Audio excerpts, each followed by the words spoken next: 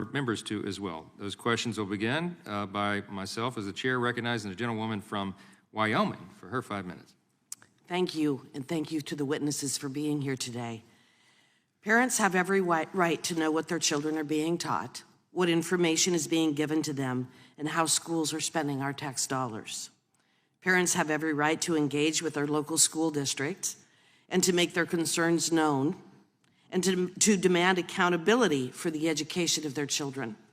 And they also have every right to demand that their children not be indoctrinated, but again, be educated instead. Even though there are now multiple ways for information to be provided to parents today, it seems that educational institutions are more opaque than ever. And we must ask, why is that? Could it be that if parents actually got to see what their sons and daughters are being taught, that maybe the far left agenda of critical race theory, gender confusion, and environmental alarmism might be in danger of elimination?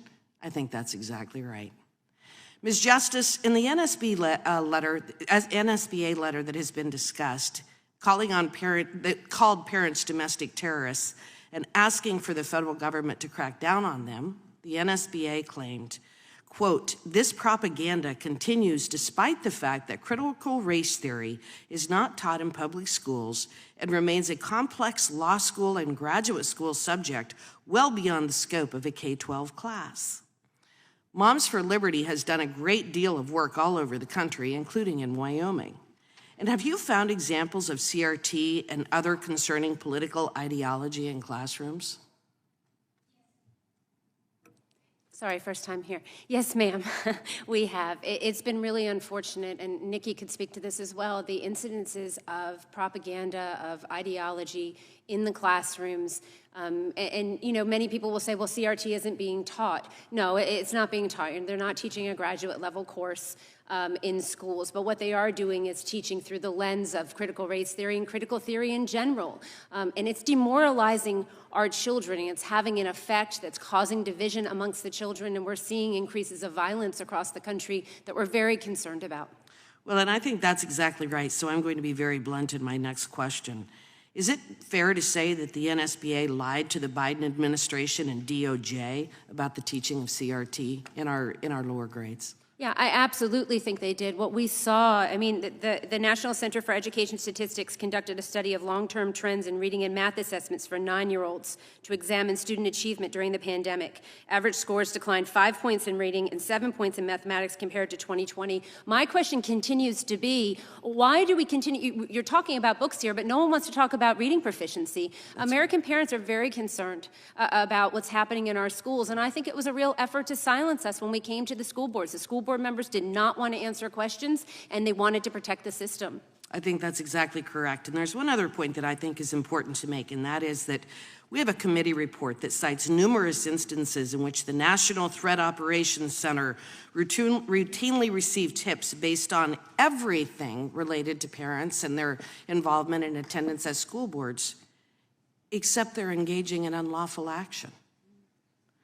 Through the full committee and our select subcommittee on the weaponization of the federal government, we have routinely exposed that the DOJ has not been going after violent acts or unlawful acts, but they've been going after people with whom the left disagrees. Would you agree? Yes, ma'am, I would. Okay. Ms. Johnson, I just have a real quick question for you. Do you believe it is censorship to prohibit teachers from exposing first graders to Penthouse magazine?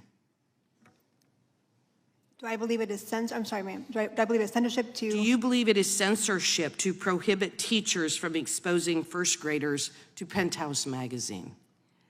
I don't know of any instances in which a... That isn't my question. My question is, do you believe that it is censorship to prohibit teachers from exposing first graders to Penthouse magazine? I believe that it is important that we have parents, teachers, and educators. You are not going to involved. answer my question then, is that right? I believe it is important to have parents, teachers, and educators involved in understanding what is being presented to students. Do you believe that it is appropriate to present Penthouse to first graders? Of course not. Thank you.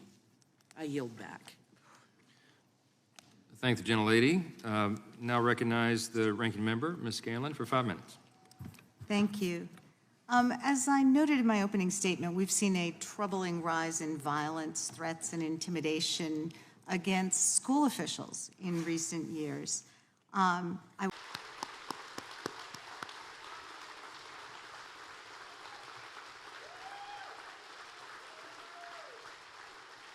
Best First Lady in all 50 states, as far as I'm concerned. Thank you so much. And it is really about the kids. It is about the rights of parents. I think parents have the right to know what curriculum is being used in their kids' schools, and we've enacted policies to protect that right, to give parents the ability to review curriculum and review the textbooks and other books that are there. And part of the reason that was necessary is parents started finding out there's a lot of really inappropriate stuff that's being smuggled into our kids' classrooms nowadays. Pornography in like a 6th grade library. That was not there when I was a kid, and so now they're doing it. So obviously that's not appropriate, certainly not appropriate to use tax dollars to be doing that. And so parents now have the ability in Florida to blow the whistle. Now, when they do that, the media will create a narrative that somehow removing a pornographic book from like a 6th grade classroom is somehow akin to banning books, which it's not. I mean, you have to make decisions about curating books, which books are going to be, which are not. For every one book you have about George Washington, there's probably 20 that you could have, and you just make decisions. Doesn't mean you're banning the other 20 books. No, you're just curating. So the whole thing is a hoax, but we felt the need to push back on it. So we did a press conference a couple months ago, and we called the press conference Exposing the Book Ban Hoax. But before I spoke, before the parents spoke, we just played on a big TV screen the images from the books that the parents were actually objecting to. The local news stations had to cut their live feed because they said it was too graphic. Well, if it's too graphic for the 6 o'clock news, how is it okay for a 10-year-old school child?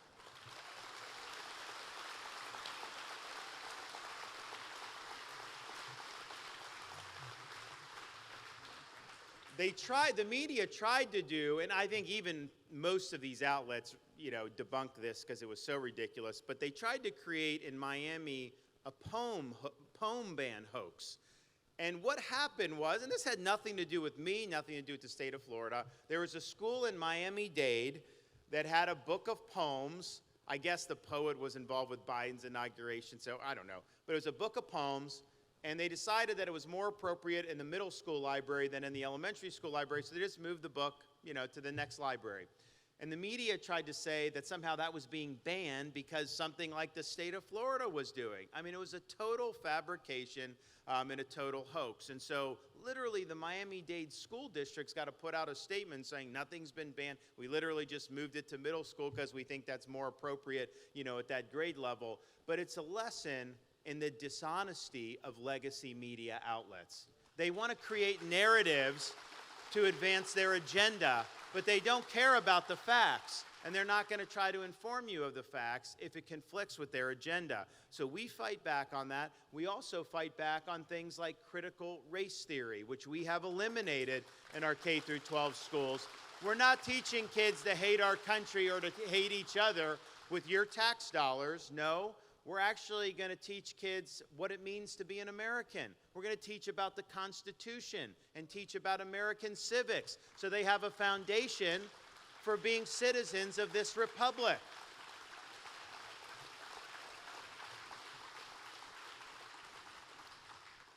Florida's also taken a stand against the introduction of gender ideology in our schools. It is wrong for a teacher to tell a second grader that they may have been born in the wrong body or that their gender is a choice. And in Florida, that is not allowed to happen in our classrooms. Now, when we did that, the parents in Florida were thrilled because they just want kids, they want to focus on reading, writing, all that stuff. So the parents were thrilled. The left was not thrilled. And the media was not thrilled. And so they started piling on. They started to create narratives. They were trying to do whatever they can to smear the effort. But, you know, that's kind of be expected. And so as we're getting ready to kind of go with this, all of a sudden, someone else wasn't happy with it. A company in Central Florida that you may have heard of called Disney. And Disney's view was that the bill should be stopped, that we should have somehow, that it would be appropriate to have things like transgenderism taught to elementary school kids. That was their corporate position on that.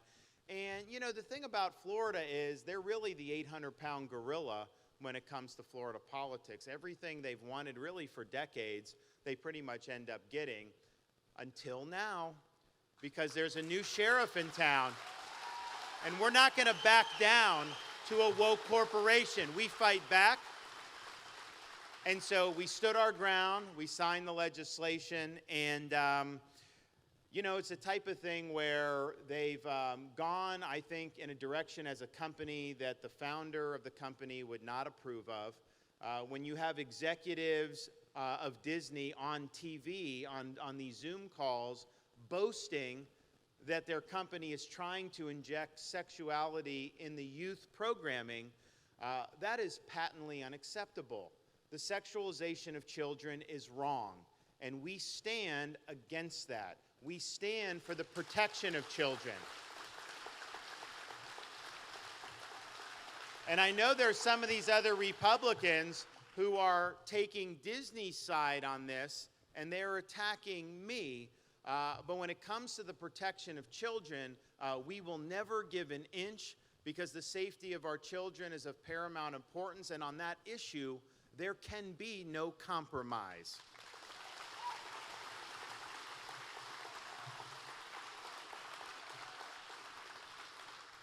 It's wrong for a swimmer to compete on the men's swim team for 3 years and then switch to the women's team and somehow win the national championship. That's taking away opportunities from girls and women athletes. As the parent of 2 daughters, I'm sensitive because I want my girls to have opportunities to compete with fairness and with integrity. But it also, when you crown a women's champion under those circumstances, you basically have organizations like the NCAA that are perpetuating a fraud, because it is not true that that was the women's champion. The best women's swimmer was the second place, who was a woman.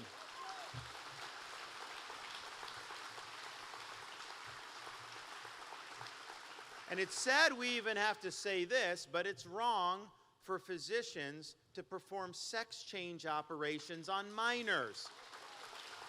That is mutilation. And when you do that in the state of Florida, you will not only lose your medical license, you will go to jail where you belong.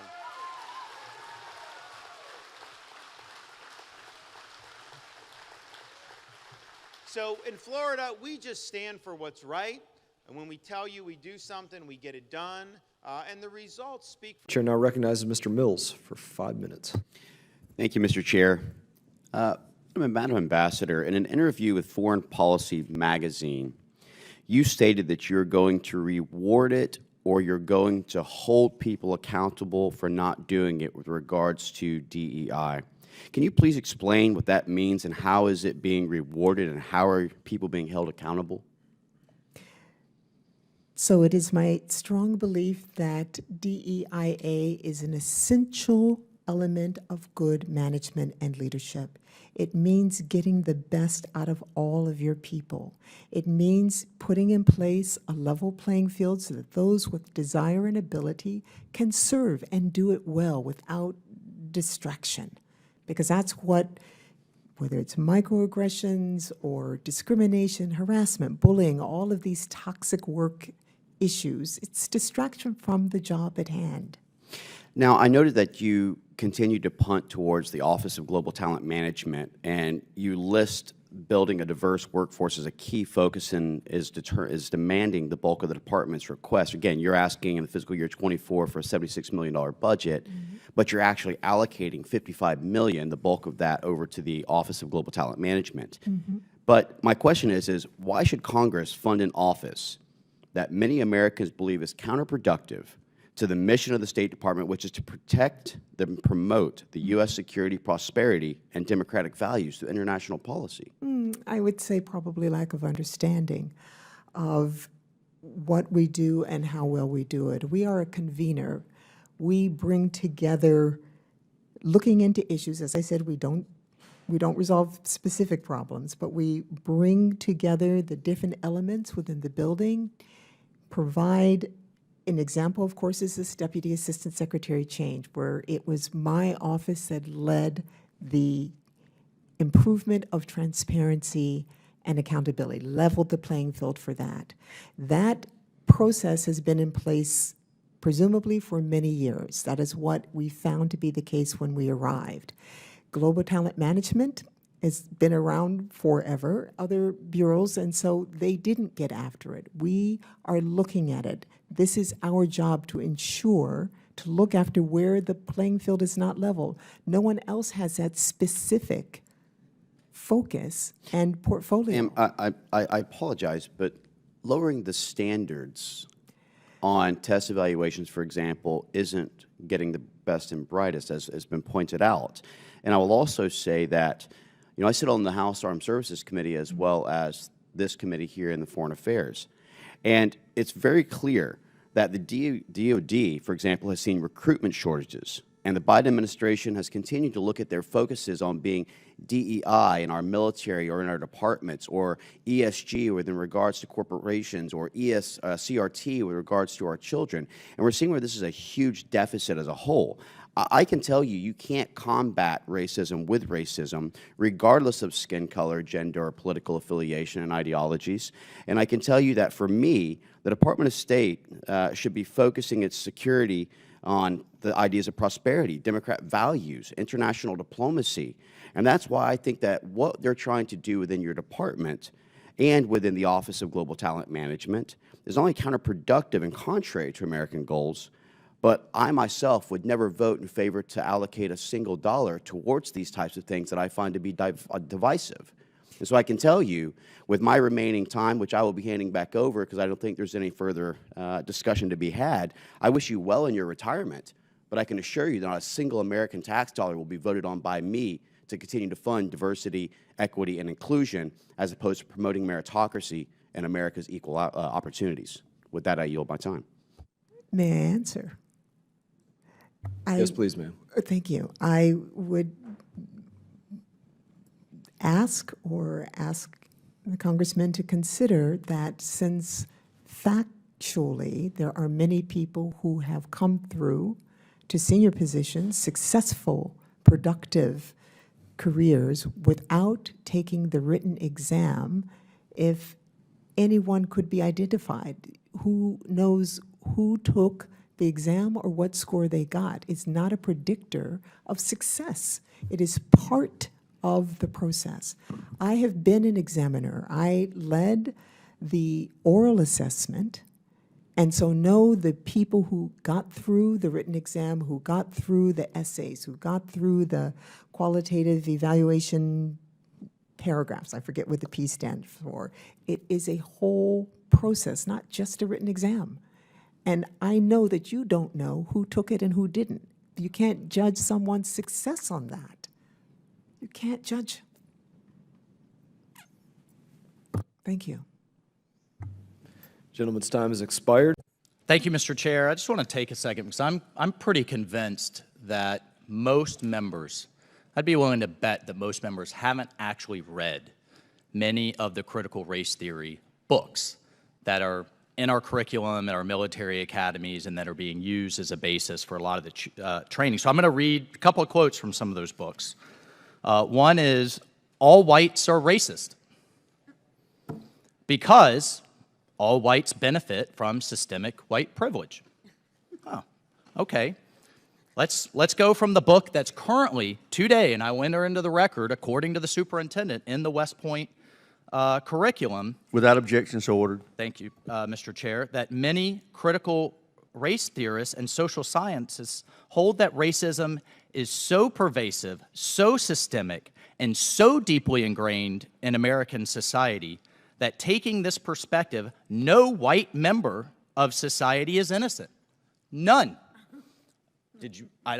First of all, I don't even know how you determine if everyone is white, but that's a separate conversation. But according to these theories, going to our 18-year-old cadets, military members, family members, I'll just do one more. I have a whole list because this one is also, according to white fragility, that a positive white identity is an impossible goal.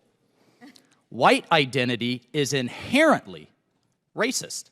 White people don't exist outside the system of white supremacy, and therefore this author in particular strives to be, quote, less white so that this author can be less racially oppressive. So, Mr. Chairman, my amendment is very simple. This seeks it will not authorize funds for the teaching. It's very narrow, folks. We've talked a lot about history, about racism. History should be taught. Racism exists. This is talking about critical race theory and the divisiveness of one of thousands of quotes from these materials that I could read you that says the term CRT means a theory that individuals, by virtue of race, ethnicity, color, national origin, bear collective guilt and are inherently responsible for actions committed in the past by other individuals such as race, ethnicity, color, or national origin. Mr. Chairman, I'd also like to enter into the record the op-ed from the Air Force Academy. These were for those who say this just doesn't exist. Air Force Academy instructor that is still teaching, that's confirmed, that says she proudly teaches CRT, not DEI, not history, not that racism needs to be dealt with. Absolutely agree with all of those things. That CRT should be proudly taught at our military academy. Mr. Chairman, we need to get back to our fundamentals that I think that this committee can unify around and carve this cancer out from our teaching and our training. And I yield my time. Great, thank you very much. What's been interesting about this conversation is that critical race theory has been weaponized as a political tool, and we are mixing up DEI with CRT. Critical race theory simply looks at American racism and how it has shaped public policy over time. And running away from history does not help us have a stronger military. Being afraid of discussing systems does not help us have a stronger military, especially when we have the best and the brightest joining the military and we're insulting their intelligence by thinking that they can't talk about this, that they're being brainwashed. That is insulting to them and insulting to the military. As I look at this debate and how it's going to play out, Mr. Horsford was right. This is simply a ploy to get rid of DEI and to weaponize it. 40% of the people who serve in the military are people of color. 20% are African American. People who are in the military should feel as though they're getting a fair shot at promotion, at military justice, and that their basic needs are being met. But by trying to weaponize this topic, we are doing ourselves a big disservice. But here's the one suggestion I have for my friends across the aisle. Listen to the lived experience of people who are part of minority groups. Look at the stark difference between one side of this room and the other side of this room. When you are taking time to listen, you make better decisions. When you are taking time to learn from others, you're going to be more effective.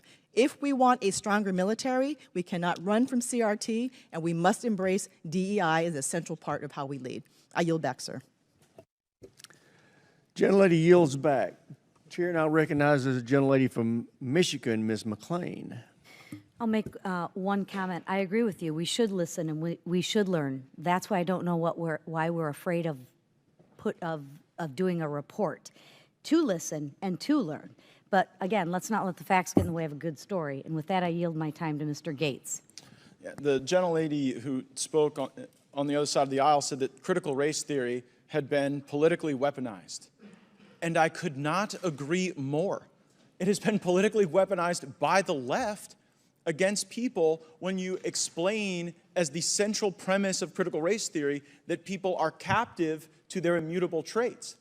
And to suggest that it is insulting to the military to not subject this to this. No, what's insulting to the military is to sit people down and tell them that by virtue of their skin color, they are inherently oppressed or an oppressor, and that is inescapable. That is considerably more offensive than an amendment to talk about whether or not this is the right and just thing for the Department of Defense to be engaged in. I would further observe that the way critical race theory is presented is not like an understanding of history. That would still be fully allowed under any of the amendments that are being considered today. It's just that we don't tell people that they are locked in to this future because it's fundamentally un-American. And to my colleagues' questions about whether or not I intend to use this hearing to go after the diversity, equity, and inclusion initiatives and the critical race theory in the military, the answer to that question is unequivocally yes. We will spend as many hours as it takes to de-wokeify this military, and it's not an effort to dominate the time. Like the criticism that because I've offered these amendments, we're dominating the time of the House Armed Services Committee is so stark when laid in contrast to the time that is dominated in training that we're simply trying to learn about to push ideas and ideologies that are radical and un-American. And so, yeah, we're going to be going after DEI, and we're going to be going after critical race theory, and I think that's what our military deserves. And it's not divisive for us to do that. What was divisive was to use prior National Defense Authorizations Acts to establish these programs. Like in all these hearings where we drag the top brass of the military in and ask them questions, like the easiest response for any of them to us when we point out these bad things that they're doing is to say, look, you all demanded it in National Defense Authorization Acts. You told us we had to have a 5-year plan. So I view this not as a wedge issue, not as divisive, but as remedial. We have to go and remediate the bad things that have happened as a consequence of this embrace of radical gender ideology and radical race ideology. A point my colleague Mr. Waltz always makes in these discussions. Republicans don't obsess about these things because we're so eager to chat about them. These things get brought to us by our constituents and by people who are wearing the uniform. I am struck by one particular case in my district where a majority-minority unit had their leadership come to me and say the most dangerous thing they had to deal with at times in terms of mental health and unit cohesion wasn't the adversary, it was the stand down ordered by Secretary Austin. Because then you had people who, the whole premise of their training was that they had a common experience. They had gone through something together. They were a unified collective force. And then when these people get told, oh, well, you know, your teammate over here is so different and we have to obsess about those differences rather than our commonality, they get frustrated with that. And they bring those materials to us. And one reason a report is so necessary is because even when we had General Milley here before us, and Mr. Waltz asked him questions about some of this pedagogy and training that was going on, he said it doesn't exist. Totally a fiction. We were imagining these things. It was a critical race theory mirage that we had observed. And of course, Mr. Waltz brought the receipts and showed these generals over and over again the materials that our constituents bring to us to fight for them. And that is what we intend to do, and that is what this series of amendments will accomplish. I thank the gentlelady for yielding, and I yield back. Thank you. As many of us who've been in the military know, a challenge of leadership is to understand the people you lead. And I will tell you, as I entered into the military, I had men and women that I was responsible for from all different backgrounds and all different places in the country when I myself was quite young and hadn't experienced a lot of what happens throughout the country. And I think education and understanding on the very people that as military members we are often charged with leading is critically important and something that most of us strive for, to understand how we can best take care of the people under our command. And, you know, I'm glad that my colleague found the military to be a welcoming place. I did not always feel that. I was told by one of my flight instructors that it was going to be very uncomfortable for him to have a woman as a flight student because in his belief system, you know, women should not be in flight school. That was not very welcoming. And unfortunately, I think we've found today that there are women still experiencing that in the United States Marine Corps who until this committee, you know, stood up and asked about their situation, they were on the way to being processed out for filing complaints about sexual assault and harassment. The week after our committee brought it up, they were reinstated. It should not take a hearing from the House Armed Services Committee to do that. So I think we are seeing that there are problems with having a welcoming military to people from different backgrounds. and some things that are poorly understood in our military. And I think it is incumbent upon us to ensure that people in leadership in the United States military understand how best to lead people from diverse backgrounds, who are looking to be part of the fighting force and are looking to volunteer to defend our country. With that, I'll yield back. Thank you, Mr. Chairman. Gentlelady yields back. The chair now recognizes the gentleman from Florida, Mr. Mills. Thank you, Mr. Chairman. You know, I look at this amendment, and very much like my colleague Pat Fallon from Texas, I think to myself, what is it exactly that we're asking for here? A report. A report to actually understand what has DEI actually done for our armed forces.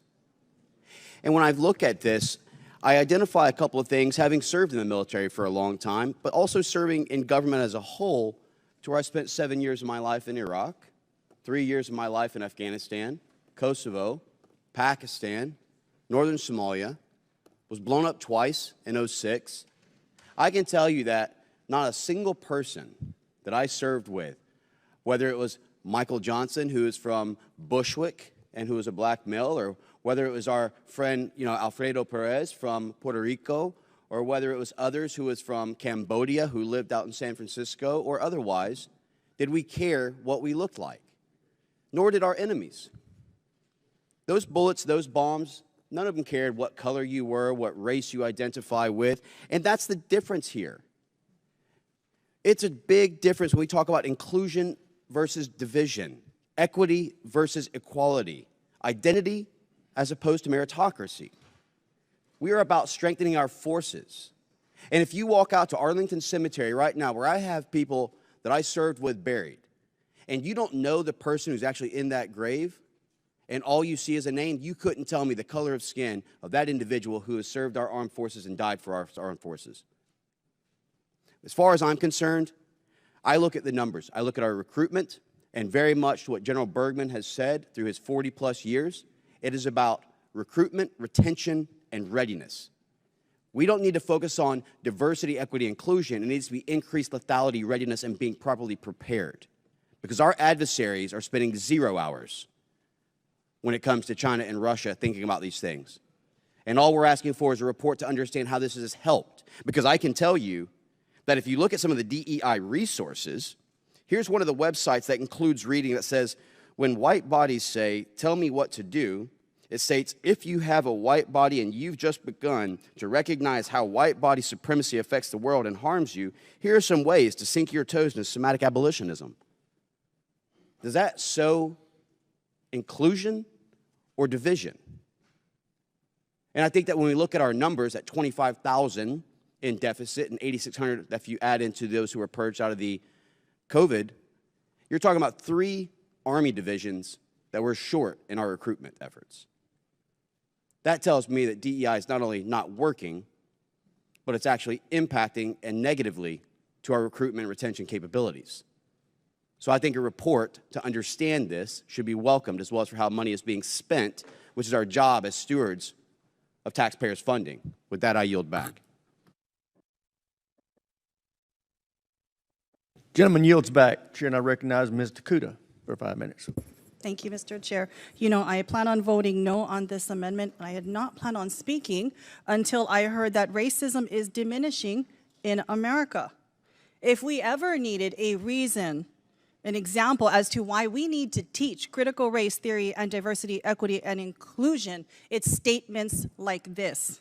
If we fail to learn from the mistakes of our past, and this country has made mistakes, whether it was strategic, military, human rights, civil rights, then we are doomed to repeat it. And I'm speaking as the representative of constituents whose families suffered at the hands of the Chinese Exclusion Act, as the great-granddaughter of someone who was interned in the Japanese internment camps while his son, my grandfather, fought for a country that thought his family was aliens, essentially, fought in the military intelligence service all the while to prove his loyalty to this country. We have definitely made mistakes as a country. And as I listen to the kinds of rhetoric I hear here and the amendments that I see today that we will be voting on, I am terrified for my children, and more so, I am saddened for our country that it looks very clearly we have not made any progress in learning from the mistakes of our past. In fact, we are doomed to repeat it. Thank you, Mr. Chair.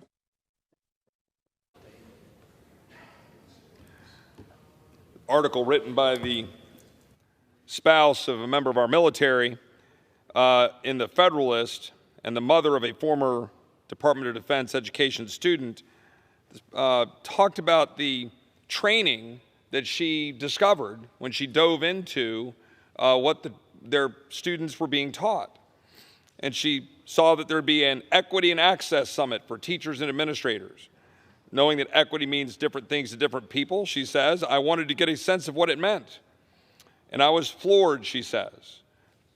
They released a video of summit clips in which a principal talks about a student who felt like he'd done something wrong because he's a young white male. The teacher said she didn't know what to tell him, but she seemed pleased with the breakthrough. Perhaps she was just following the lead of DODEA's Diversity, Equity, and Inclusion Chief, Kalisa Wing, who is currently under investigation, or at that time was under investigation by DOD for a history of disparaging comments towards white people.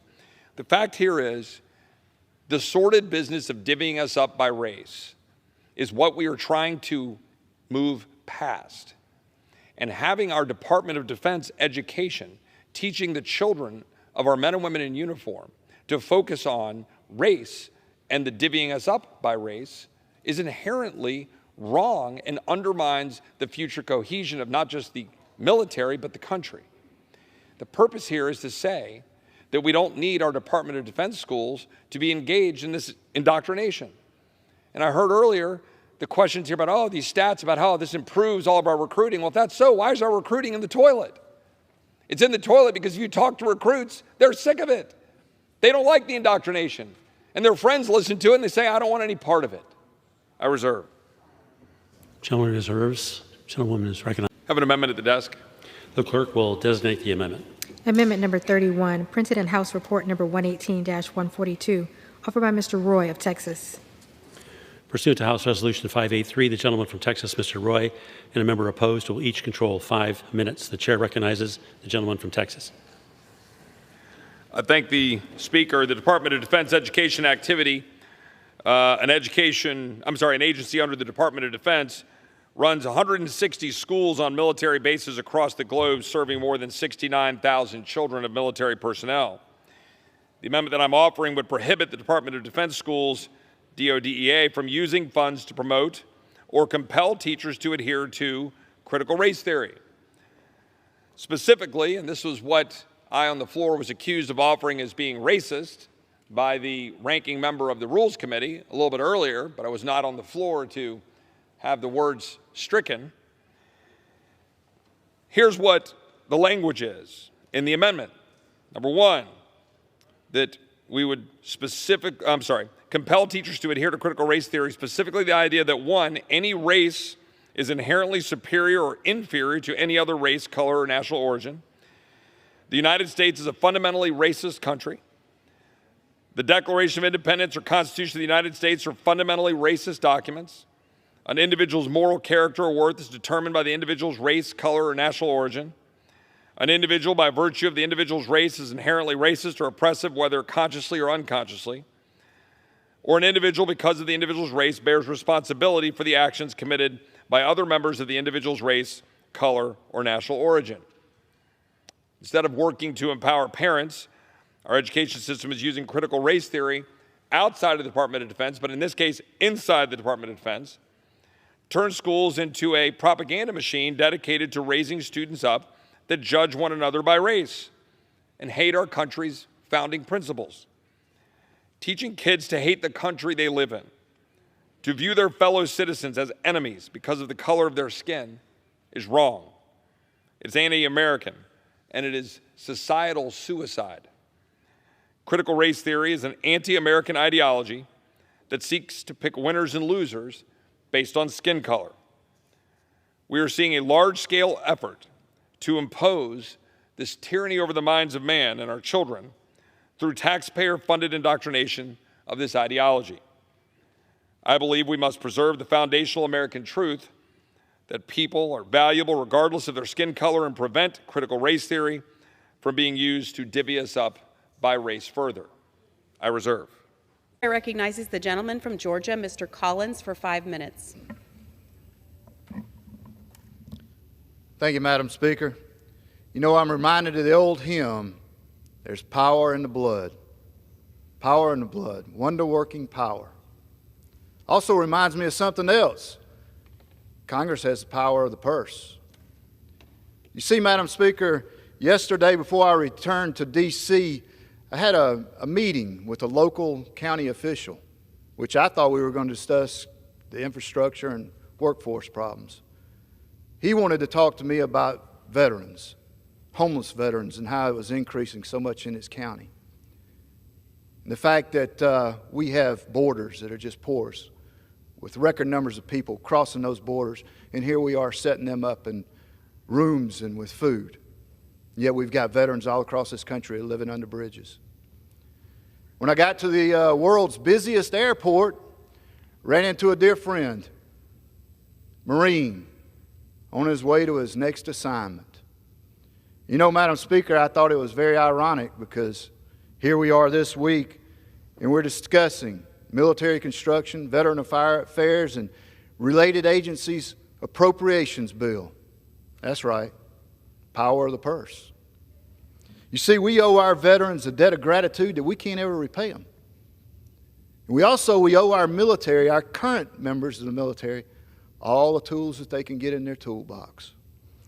That's why this week we're going to be discussing things. We are fully funding the health program for our veterans, fully funding the veterans' benefits in all the VA programs. And we're also focusing on infrastructure investments for our current military. There's another thing we have with that power of the purse, not just funding, but cutting.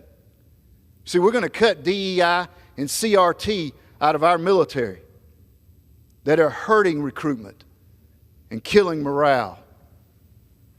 Madam Speaker, I encourage, as we go throughout this week and we have this debate, for your salvation, I encourage my colleagues to focus on that power of the blood. But I also encourage you to focus on the power of the purse for these appropriation bills. Thank you, Madam Speaker, and I yield back. Speaker, I'm happy to yield next to the gentleman from Tennessee, Mr. Rose.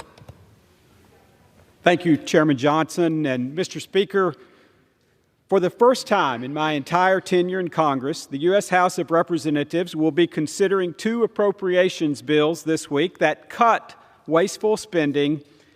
Now, before the fact checkers come after me, I'll go ahead and say that I'm sure it's been done before, but not in my time in Congress, which up until this year has been done under Democrat majority control.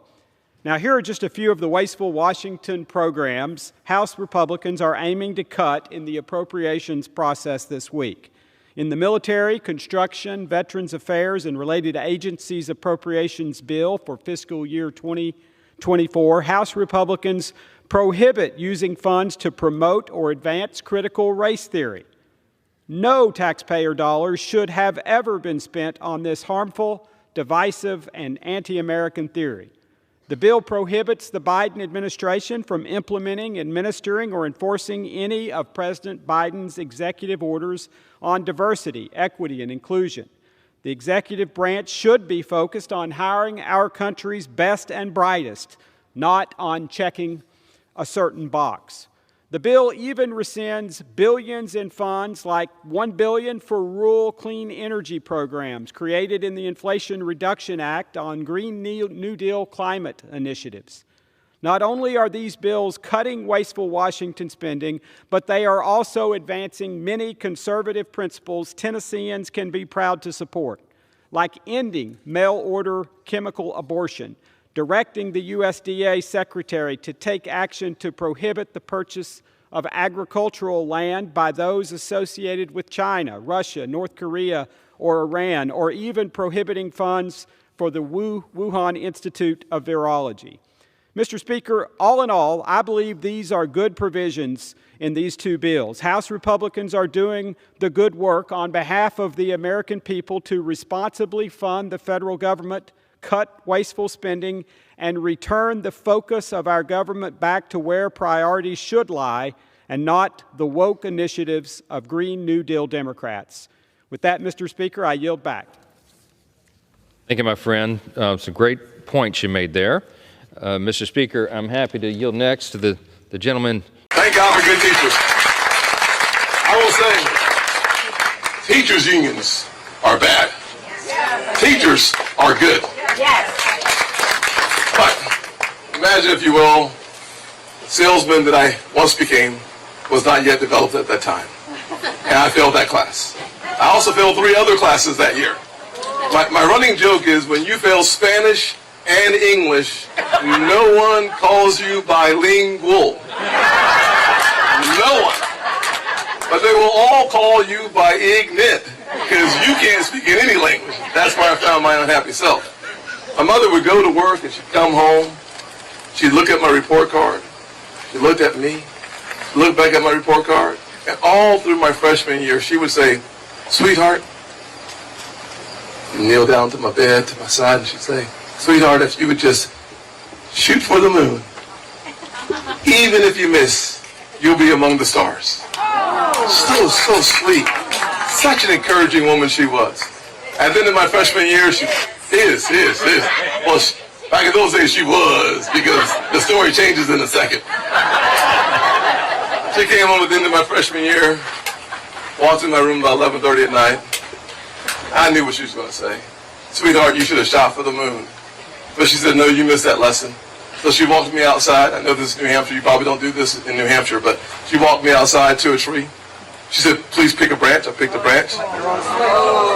So some of y'all are from the South. Okay, very good, very good, very good. So she introduced me to a new form of encouragement. I will say a switch is a Southern apparatus of encouragement. She applied it liberally. It was the last subject I failed for the rest of my life. I thank God for that lesson.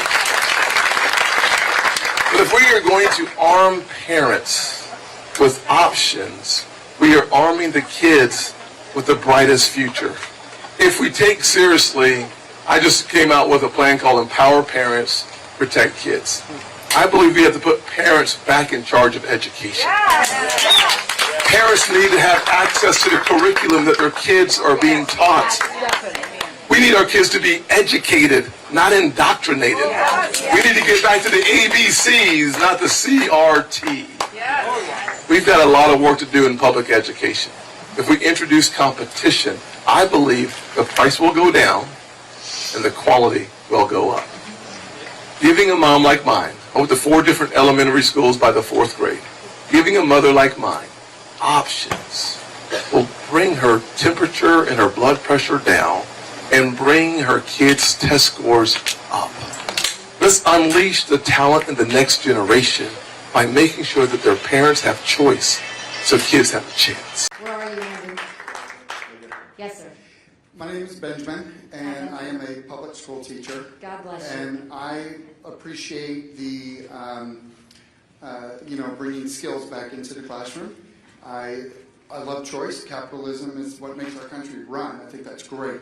How do you balance a publicly funded organization, because it's not a business, but yet you want that capitalism, you want that choice in education. So how do you balance a publicly funded system with that capitalistic mentality? So that's a great question. First of all, I seriously, God bless you for what you do. My son-in-law is a teacher as well. And let me tell you, you should really support every teacher there is, because they are now required to be the parent, the teacher, the guidance counselor, the pastor, the healthcare advisor, and everything in between. And oh, by the way, they make them teach to a test. And so we thank you for that. The first thing is we need to let you do your job. Teachers just want to teach. They don't want to do all of those other things. The way you do it is you really do have to take all of those programs from the Department of Education and push them down to the states. What that does is that reduces the strings attached, because really what the Department of Education says is, we'll give you this money if you do X, Y, and Z. It will reduce the strings attached if we do block grants like that. It will allow people in that state to decide what they want that education to look like. We need basics, right? This needs to be about reading, science, history, math, and skills to take them in jobs for the future. We shouldn't be focused on DEI and CRT. We should be focused on financial literacy and critical thinking and digital literacy, because those are the issues that are going to come up with. And so if we go and do that, you know, people who say they're going to abolish the Department of Education, you can't do it without Congress. But what you can do is you can move those programs down so that the states are now empowered to do that. That's what's going to, one, get rid of a lot of those employees at the Department of Education, but two, flood a lot more of those resources down to the states where we can better control how it's being spent. Thank you, Mr. President. I rise today to bring attention to a problem that is plaguing our great country. Americans and the rest of the world woke up on October 7th to horrific scenes in Israel. And the ensuing news reports of Hamas's terrorist attack brought to light even more gruesome details. Thousands of innocent Israelis slaughtered, babies decapitated, people burned alive, horrific scenes of brutality and brazen disregard for humanity by Hamas terrorists. Israel and American hostages are still awaiting rescue. These past few weeks following the terrorist attack, there's been a frightening rise of anti-Semitism, particularly on college campuses and from younger generations in America's major cities. Jewish students at Cooper Union in New York City had to shelter in a library while pro-Palestinian students banged on windows and doors in a frightening incident. Anonymous posters on a Cornell message board threatened violence, all while a Cornell professor proclaimed that Hamas terrorist attacks to be exhilarating and energizing. Countless videos show students and even teachers tearing down missing posters for Israeli hostages, and the list goes on and on. And some may be surprised by these incidents, but for those who've been paying attention, it's anything but shocking. For years, the American left has embraced identity politics, DEI, and critical race theory. For years, students at some of this country's most elite colleges have had this race essentialism, this oppressor versus oppressed ideology hammered into their heads. They've tried to make moral equivalence between Israel and Hamas. Every single situation or issue is viewed through the lens of race or other immutable characteristics. If you don't rank high enough on the totem pole of grievances or score well on the oppression matrix, well, then your views aren't as important. Being right has taken a backseat to your skin color. DEI and CRT are fruit of the poisonous tree of cultural Marxism, and it's playing out right now in our streets. The proof is in the numbers as well. A Harvard Capps-Harris poll states, when voters were asked who they sided with in the Israeli-Hamas conflict, 95% of voters aged 65 or older said Israel, while only 5% said Hamas. In the 18 to 24 age range, 52% said Israel, while 48% said Hamas. That is a startling generational divide and shows just how entrenched this divisive ideology is. This ideology completely strips people of their individuality. Ideas don't really matter as much as what the person speaking looks like. It's completely antithetical to the core tenets of our Constitution and the American experiment. It places an unhealthy emphasis on race. It strips people of their dignity and the many layers that define us. It rips away the ties that bind us, and that's exactly the point for these cultural Marxists.